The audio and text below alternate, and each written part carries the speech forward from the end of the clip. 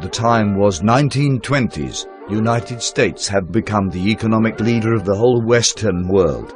Capitalism seemed to have brought the nation into an era of unprecedented prosperity. GNP of the nation grew rapidly 4.2% a year for 10 years. Urbanization and industrialization took great process. Mass production made high technology available to common people, and urbanization changed the way how they live. The word Roaring Twenties was created to describe this era of perfection. But not everything was perfect. In fact, during 1920s, social inequality began to reveal itself as the gap between capitalists and laborers grew larger and larger. For laborers, the Roaring Twenties was only about working in the factory 10 hours a day and 6 days a week to earn wages as low as 1 cent per hour. Even their children had to work to earn enough for family expenses. They kept working, and working, till one day they stopped working, because they had no place to work. On October the 24th, 1929, the day known as Black Thursday, the great crash of stock market signaled the 10-year-long Great Depression.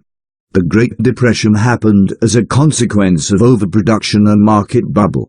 Over 10 million laborers went unemployed, and the unemployment grew up to 25%. The unemployed went onto the street to protest for welfare, jobs and rights. They rallied together to condemn the evil capitalists that ruined their lives.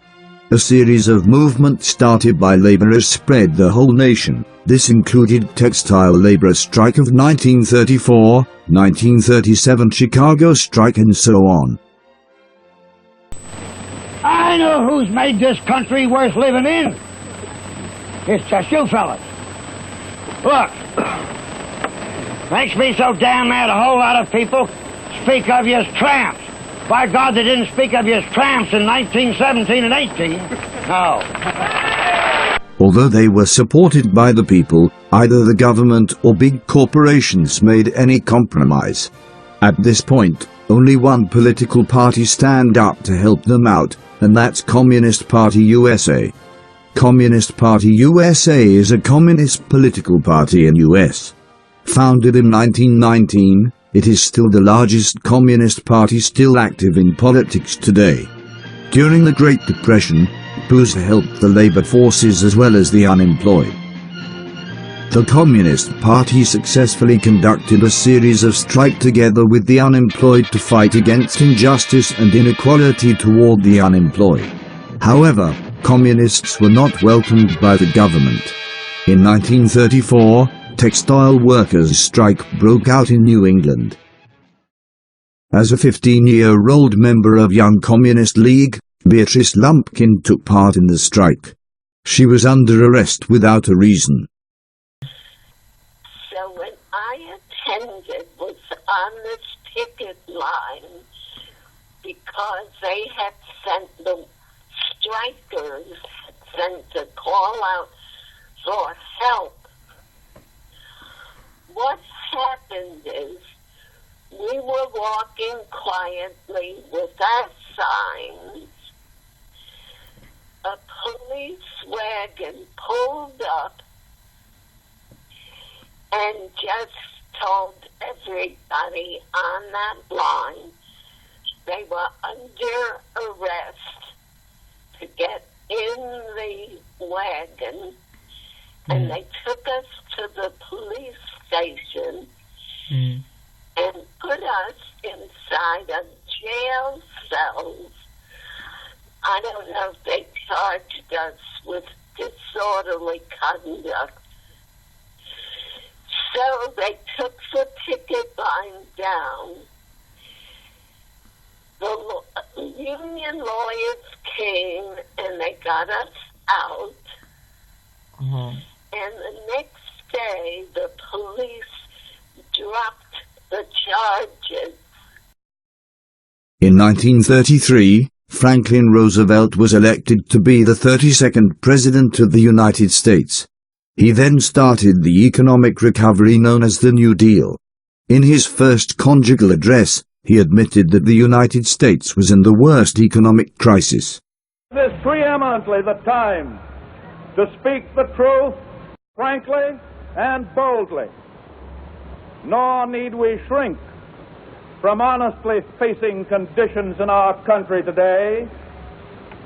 This great nation will endure as it has endured, will revive and will prosper. So first of all, let me assert my firm belief that the only thing we have to fear is fear itself.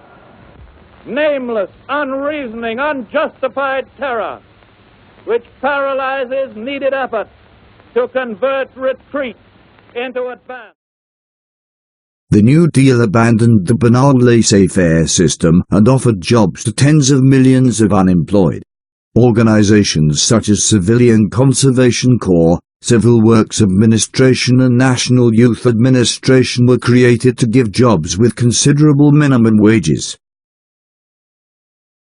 This form of economic system closely resembled socialism, which is an early stage of communism. The New Deal greatly excited the economy, but violated the capitalists' interests in the same time. Conservative Democrats at that time tried to insult Roosevelt by comparing him with Karl Marx and Vladimir Lenin. However, little did they know that it was Lenin's revolution and Marx's communist idea that made Soviet Union the only country not affected by the Great Depression. His greatness was that he responded to the workers' demands, and then he turned around completely and agreed with us, so that with the people pushing for this and a president who supported us, we won the New Deal that consisted of. In 1935, the Congress passed Social Security Act. Social Security came to the people's side for the first time. In 1938, Roosevelt signed the Fair Labor Standards Act.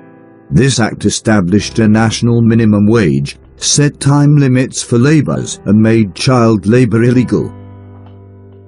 In 1941, Fair Employment Practice Committee banned discriminatory employment practices in all defense agencies.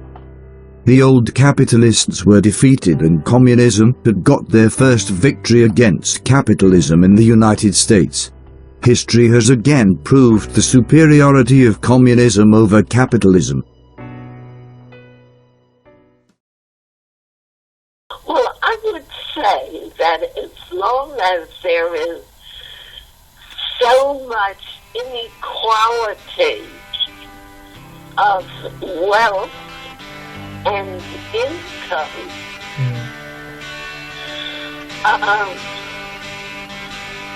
I would say that's the great evil of capitalism. There's power in a factory, power in the land, power in the hand of the worker. But it all amounts to nothing if together we don't stand. There is power in a union. Now the lessons of the past were all learned with workers' blood. Mistakes of the bosses we must pay for.